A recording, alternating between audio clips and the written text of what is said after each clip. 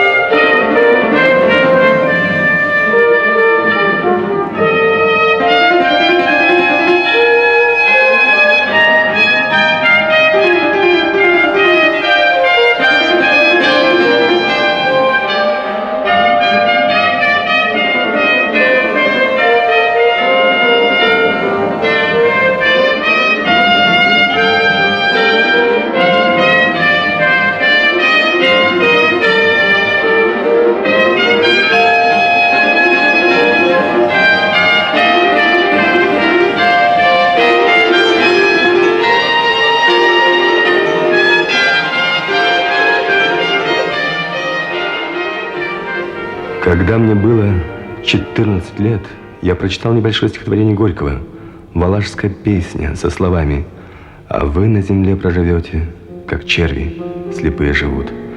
Нет, я не должен жить, как червь в яме. Я должен выйти на широкую дорогу. Такую клятву я дал самому себе. С этими мыслями я вышел из черной избы и отправился в город за 400 километров учиться, в семинарию.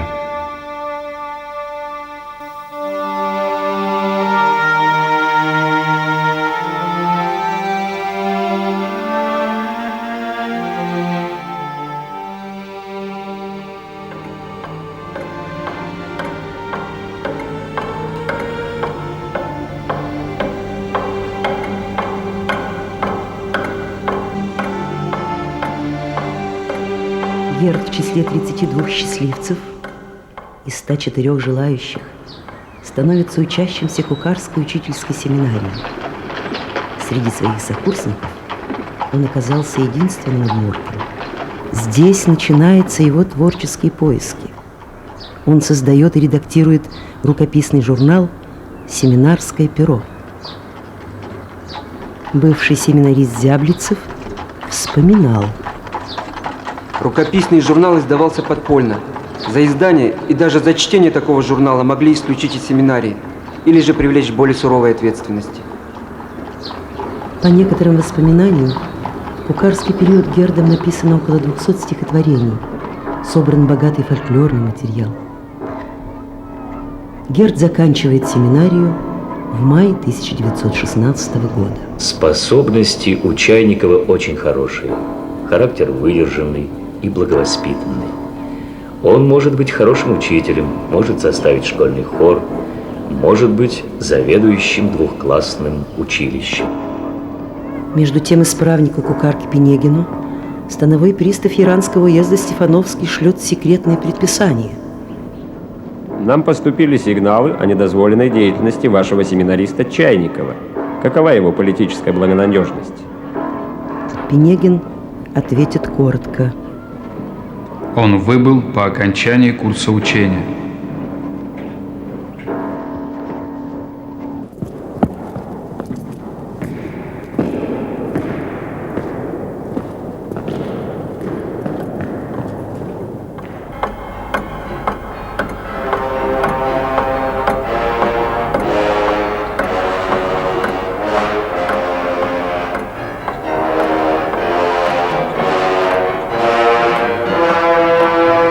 Семнадцатый год, революция.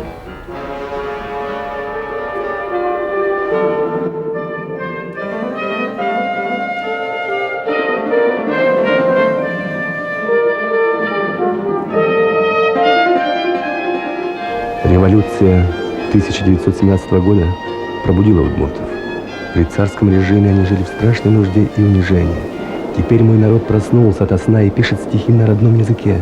Если сегодня наша поэзия похожа на родник, то через несколько лет в него вольются новые воды, и родник станет рекою, а река – бескрайним морем. И тогда мы перестанем стыдиться того, что у нас ничего нет.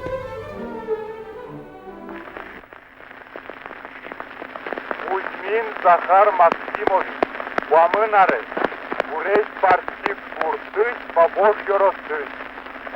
1918-1919 годы. Малмыж.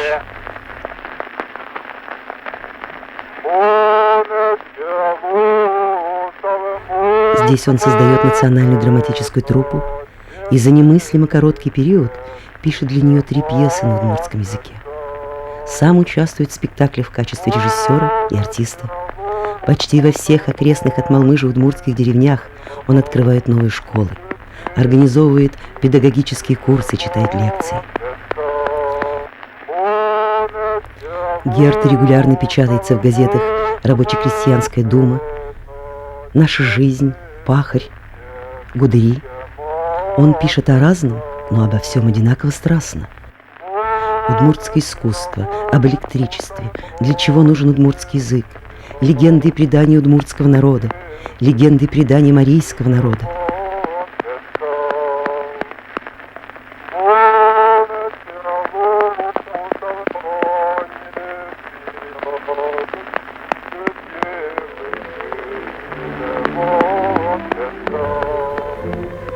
Не боясь ничего, с радостью в глазах я вглядываюсь в будущее.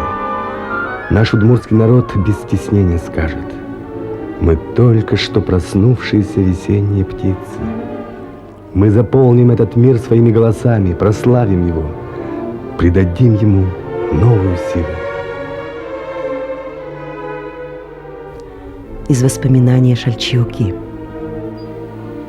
Герд говорил о том, что нас, удмуртских работников, мало, и нам надо много писать и работать, чтобы поднять культуру удмуртского народа. С тех пор я стала следить за поэзией Герда, и казался он мне талантливее всех удмуртских литераторов. Песни вы мои, точно волны вы, а стихи мои, жаворонки вы. Долго собирал, долго вас писал, по родным краям собирал вас я, по глухим лесам слушал, странствуя. С марта 20-го года Герд работает заведующим издательским отделом Удмуртского комиссариата. Иосиф Наговицын. Ни до, ни после такой интенсивной работы по книгоизданию в Удмуртии не было. В июле 1920 года на конференции коммунистов-удмуртов я испытал первое серьезное разочарование в своей надежде революции, призванной возродить удмуртов. 25 человек во главе с Борисовым внесли предложение об организации Водской автономной единицы республики. Другая часть во главе с Наговицыным 27 голосами отвергла это предложение. Я сын очень маленькой, но могущей быть культурной и значимой нации. И то, что советская власть и партия по отношению к восточным финнам не проводит до конца свою декларированную программу, вносит разлад в мое отношение к истинным целям советской власти и партии. Под впечатлением этого разочарования я бросил работу в комиссариате и вышел из ВЛКСМ. Уехал учителем в свою родную деревню.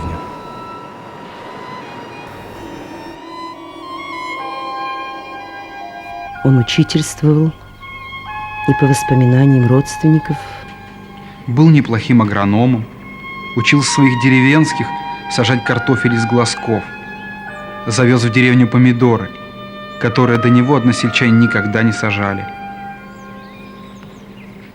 и писал стихи, навеянные временем, судьбой народа, чудной природой окрестных деревень.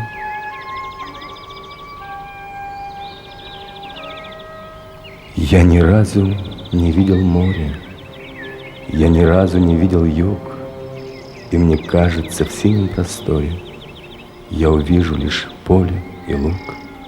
Говорят, что оно красиво, как живое дрожит при луне, но милей мне родные нивы, стук цепов на удмуртском гумне, что там волны упругие и дикие, чайки в небе, как белый снег, но милей мне полынь с повеликой, облака в голубой вышине.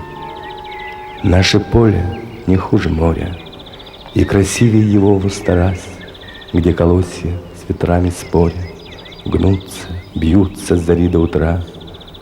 Наше поле весной голубое, а потом, как начнет цвести, бледно-желтым томясь покоя, ждет поры, чтоб зерно принести. А когда нальется, созреет, станет ярким, как яркий день, золотыми брызгами веет в берегах голубых деревень.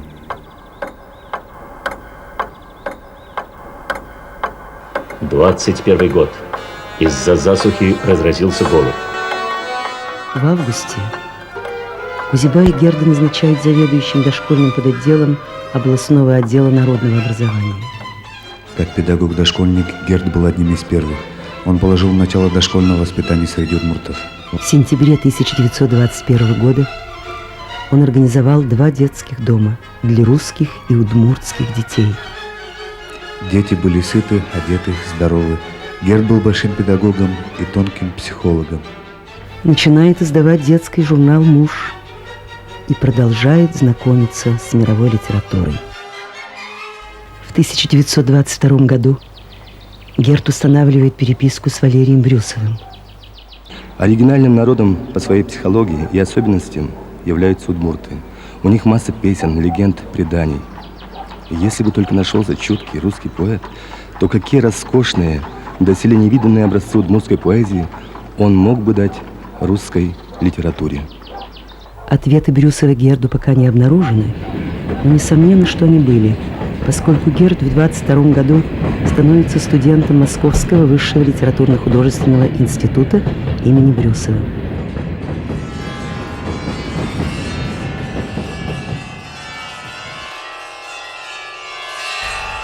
В Москве я увидел колоссальную культуру, балет, оперу, драму и чуть не сошел с ума от ужаса. В какой яме я жил до сих пор среди удмуртских лесов. Я буквально кричал словами своего стихотворения: «Удмурты, друзья мои, неужели вы спите? Встаньте!» В Третьяковской галерее я хотел видеть удмуртские картины.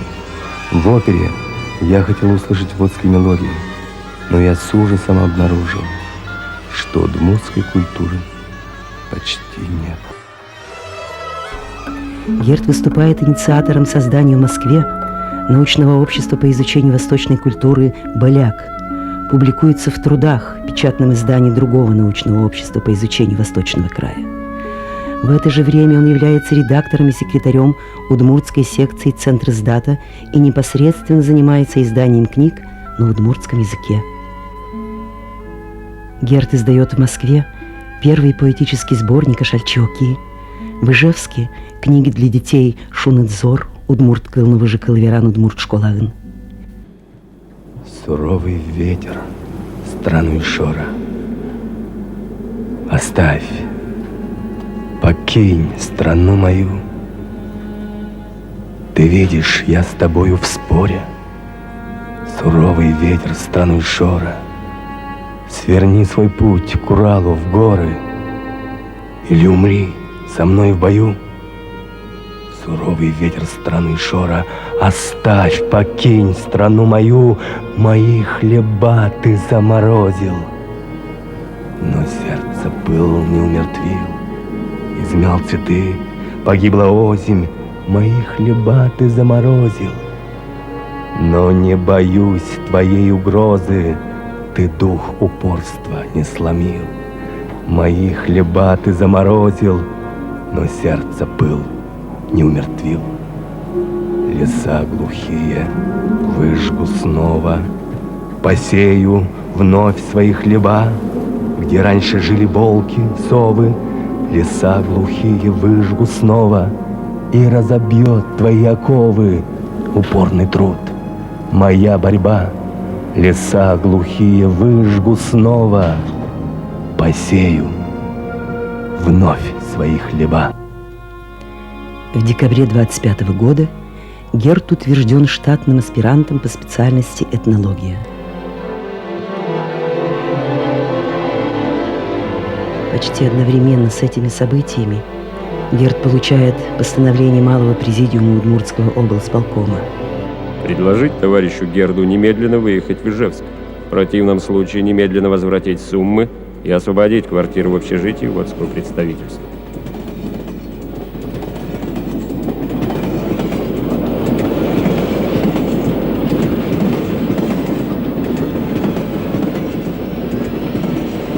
Судьба была решена. Герд с семьей, женой и дочерью возвращаются в Ижевск.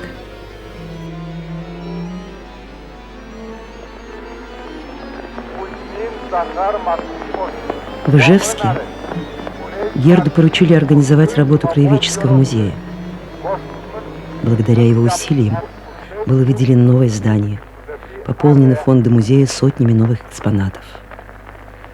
Герд организовывает антропологическую экспедицию, поездки по сбору этнографического и фольклорного материала. В марте 1926 года он избирается председателем ВУАРП, Всеудмуртской ассоциации революционных писателей. ВУАРП объединил литераторов разных идейных и творческих ориентаций, вследствие чего здесь возникают острые споры о путях развития национальной литературы. 1926 год.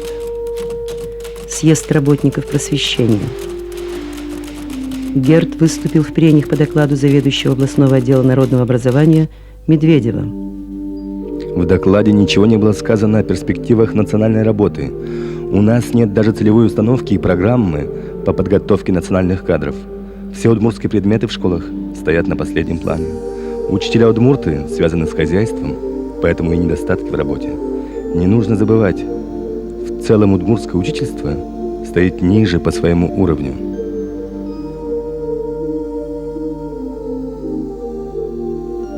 Выступление Герда вызвало переполох в рядах партийцев. Секретарь Удмуртского обкома партии Барышников заявил: Герд ведет себя недопустимо.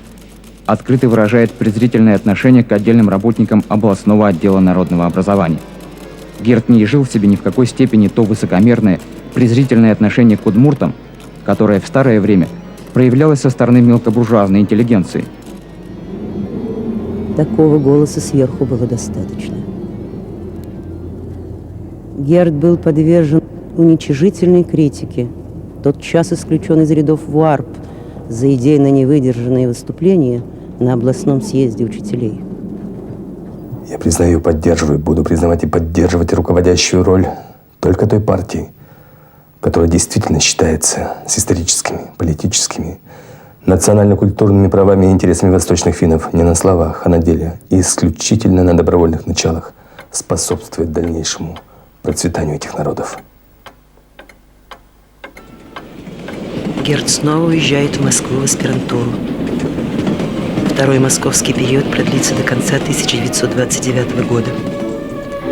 За это время Герд напишет 2 диссертации: «Удмуртская загадка» по фольклору и «Родильные обряды у витяков» по этнологии. Выпустит 2-й поэтический сборник «Цветущая земля». Встретится с Максимом Горьким, увлечется переводным делом и в собственных переводах издаст русскоязычный сборник «Ашальчиуки». Подготовит переводы образцов удмуртской лирики для антологии «Поэзия народов СССР». Наладит переписку с финскими учеными, начнет учить финский язык.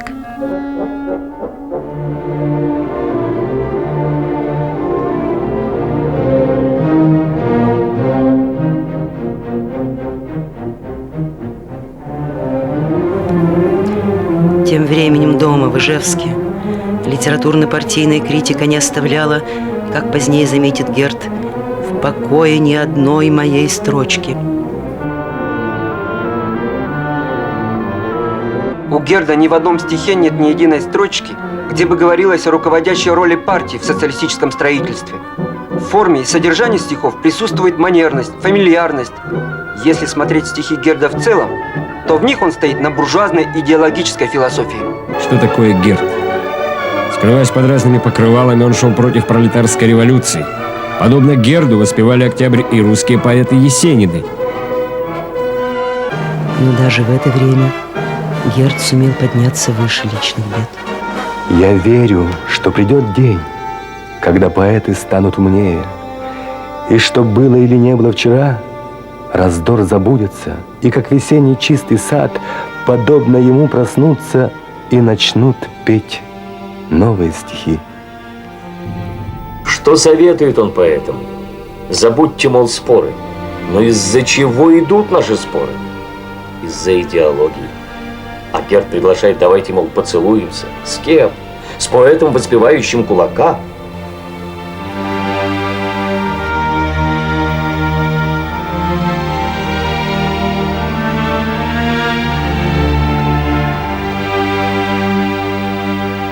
В 1929 году я испытывал материальную нужду. В Удмуртской автономной области меня стали бойкотировать. Никаких ни литературных, ни научных работ моих не печатали. Я даже не мог говорить об их издании, так как редакторы говорили мне, что они вообще боятся со мной что-либо иметь. Все это вынудило меня посылать ряд моих научных работ, редких научных материалов за границу, Финляндию и Берлин. Гонорар за эти статьи я не получал. По моей просьбе на эти деньги редакция высылала мне редкие и ценные издания из Лейпцига об удмуртах. С 1930 года началась открытая травля поэта, идеолога уходящего класса, буржуазного националиста. В январе 1930 года на первой конференции в УАРП началась чистка Удмуртской пролетарской писательской организации. Докладчики много говорили об узком бытовизме, национальном эгоизме, буржуазно-националистических настроениях в среде удмуртских писателей. Под националистом номер 1 подразумевался Герд, идеолог кулацкой литературы, кулацкий подпевала.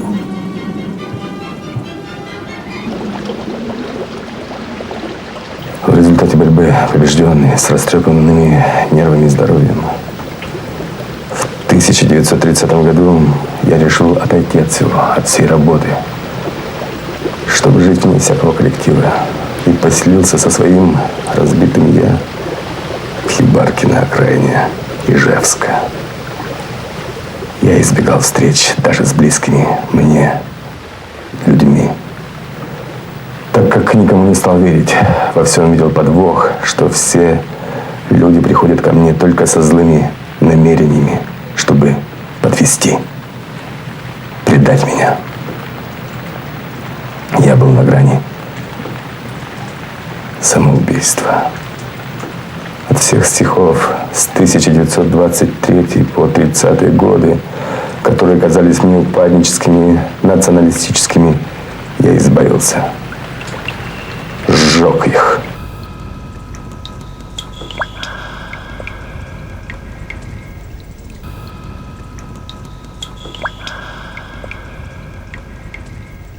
И Герд позднее пишет, как приговор: Моя собачья привязанность к удмуртскому народу погубила меня.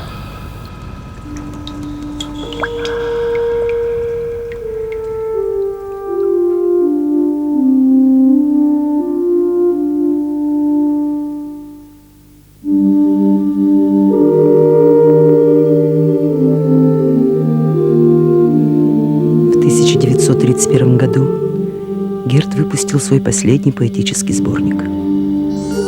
Рецензий было мало, и все сплошь уничижительные. Их подытожил секретарь обкома Ельцов. В последнее время гердовщине мы дали мощный отпор. Можно сказать, что она разбита. 13 мая 1932 года арест. Затем допросы, очные ставки.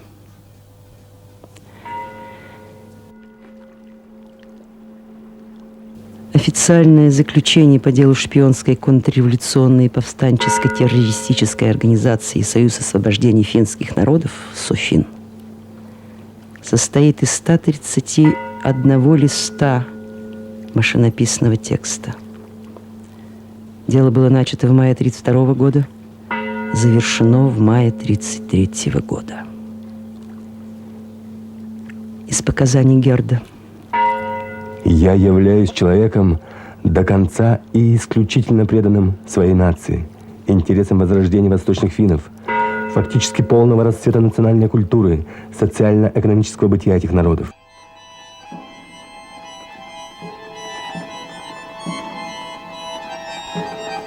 Относительно Герда вынесен следующий приговор. Герд Чайников Кузьма Павлович, 1898 года рождения, гражданин СССР, образование высшее, по профессии литератор, на военном учете не состоит, беспартийный, не судим.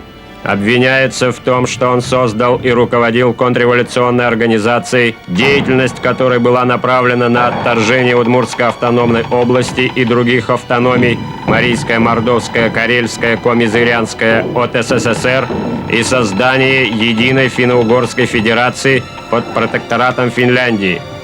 Для осуществления вышеуказанных целей Герд создал Московское научное общество по изучению ватятской культуры «Быляк», партию удмуртских националистов, объединение финно-угорских научных обществ, Удмуртскую писательскую националистическую организацию, ставшую в 1932 году Союзом освобождения восточных финнов.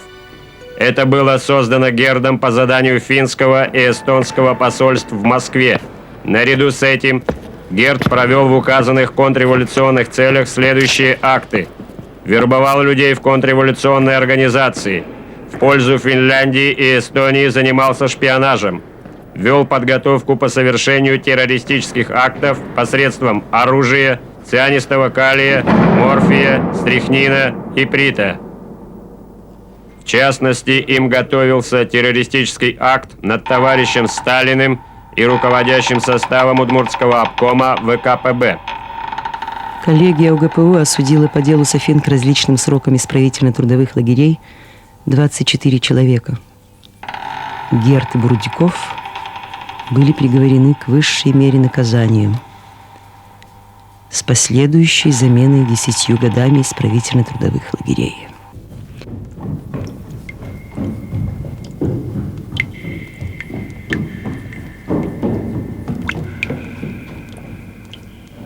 Остров Соловки. Последний свидетель еще живого Герда. В одном из писем к жене человек в белой рубашке с бантом, виднейший знаток удмуртского фольклора и этнографии, душераздирающе стонал. Здесь невыносимое издевательство. Сажают на электрический стул, кормят супом с червями. Надя, съезди к главному прокурору. Меня заставляют подписывать документы о том, в чем я совершенно не виноват. Больной, голодный, измученный Герд шлет письмо с просьбой и, может быть, с надеждой о спасении Иосифу Наговицыну. Глубоко уважаемый Иосиф Алексеевич, надеюсь, что письмо вы не сочтете актом, унижающим вас. Пишу, чтобы напомнить вам о своем существовании. Здоровье мое довольно ухудшилось, и я крайне обеспокоен тем, что мой рукописный архив громадных собраний удмуртских песен, загадок, сказок, моих ненапечатанных произведений погибнет бесполезно. Я обращаюсь к вам с просьбой. И сможете ли вы принять какие-либо меры, чтобы этот архив и ценная библиотека об удмуртах каким-нибудь образом были спасены или хотя бы переданы куда-нибудь в научное учреждение? Кроме того, у меня у московских знакомых остался архив фонографических записей удмуртских песен и мелодий на 300 валиках.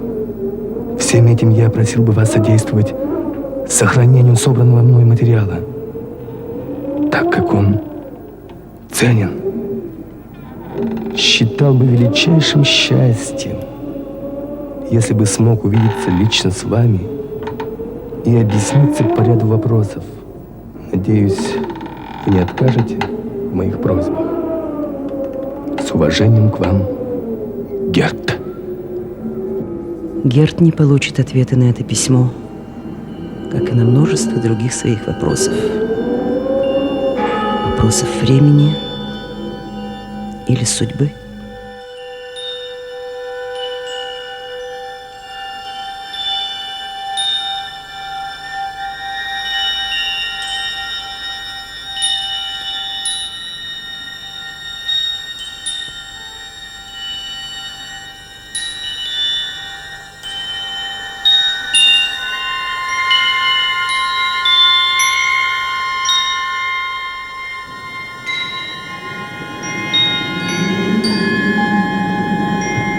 Мы сеем и сеем, а жать подоспеют за нами другие, с радостью выйдут в поля большие. Мы сеем и сеем. Наши посевы, слова, взойдут у дорог золотою стеною, будут шуметь, наклоняться волною. Наши посевы, слова. Мы сеем и сеем, а жать подоспеют за нами другие, может быть, свяжут в снопы тугие. Может быть, стопчут посевы благие. Пусть мы сеем и сеем.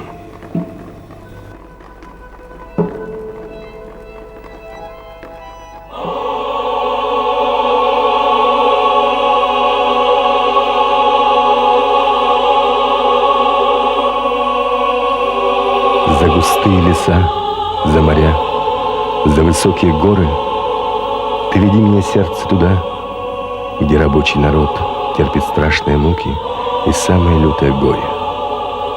От свободной земли оттолкнусь и рванусь я в полет. Всем несчастным готов я отдать свою веру и счастье, свои силы, надежды, умение крепко дружить. Выйду первым навстречу любой угнетающей власти. Не мешайте нам жить, я скажу, не мешайте нам жить. Пусть горит старый мир. Ради этой прекраснейшей цели я готов умереть за любой угнетенный народ. Может быть, надо мной пронесутся в грядущие кони, с красным флагом в руках поднимусь и пойду им во след. Или, может, меня после долгой и жадной погони свяжет крепкой веревкой какой-нибудь трус и подлец. Он предаст меня в злобе, потом, ухмыляясь довольно, разопнет на столбе с перекладиной завтра меня. И набросятся вороны. Будет мне горько и больно, но врагам не удастся погасить в моем сердце огня.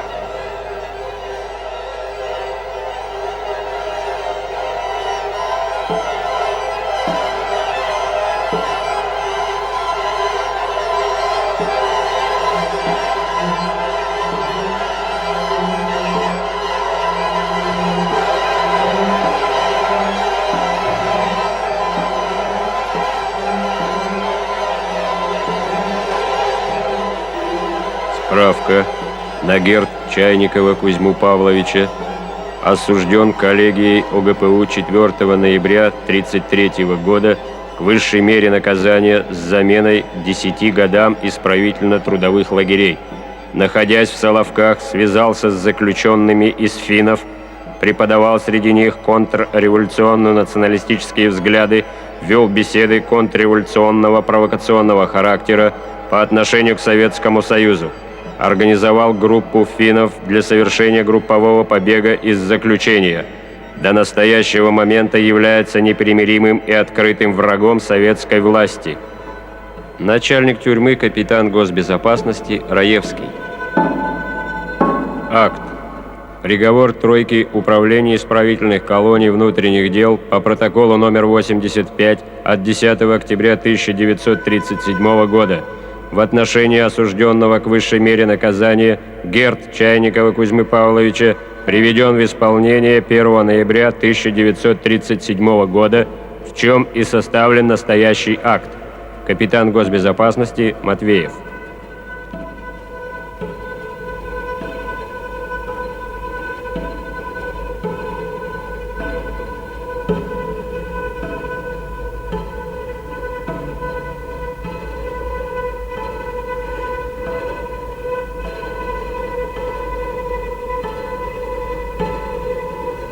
Не зарывайте меня в поле пустом, сиротливом, или на кладбище тихом, тоскливом.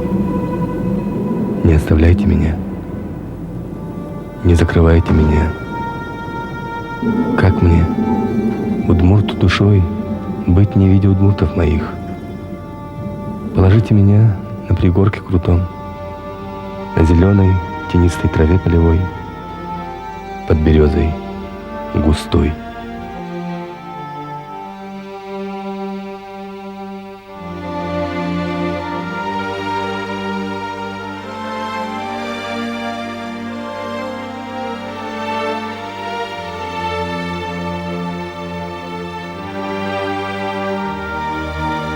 Не выполнили завещание,